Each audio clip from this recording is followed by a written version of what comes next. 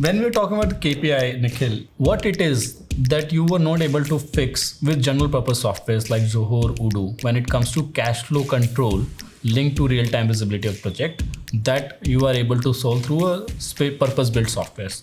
So when you're looking at the cash flow, the budgets are tight, the time is tight, there are delay penalties that gets involved. It's a high risk environment, and at the end of the day, you don't sit with a lot of margin in hand. Your net doesn't really amount to a lot of percentage when you look at the whole picture.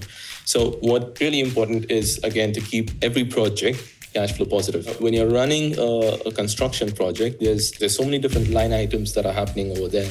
And the only actual way of capturing your real progress on site is a percentage of each line item that goes on.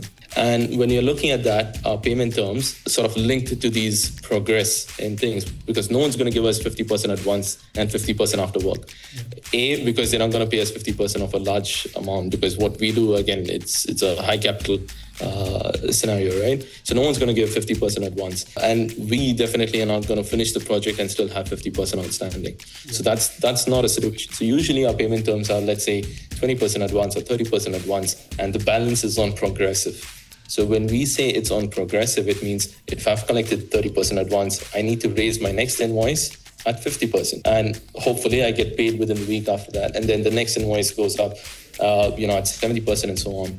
And basically at the end of the project, when I hand over the project completely to the client, but the only liability I want to have is about 5%, which is my risk factor that sits there, which is still extremely high for us, but that's sort of something that's acceptable. So when you have something where you can clearly sort of see the progress of what's happening, and this, again, I was not able to do it with Zoho and Odoo. I'm not saying that they cannot do it. They can definitely do it. It is a lot more UI friendly to do it with, a purpose platform. So, when things are not UI friendly, that's when it starts becoming a task rather than, a normal day at work.